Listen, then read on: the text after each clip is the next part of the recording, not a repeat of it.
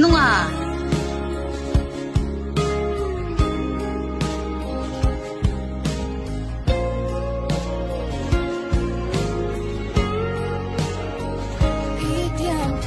pari nang mo hei termit kha eng tik change mamu a mangai na wanga kamita del nu tang khan chuan hei ka momo ta ni ila in thak dang lamya lo ni hi nga tinge sari hi laha ka pasal ka nei nu chuan ka du daning ken chei tong khai ti sia ma se he enge nilo ka thu soi khai she chiang lo ni kha pasal ka nei chuan a thalom bai kum ngan huwa kanin hu le chau hi nunga chuan ange ilung oi lo na te khamin shil vela lung oi lo a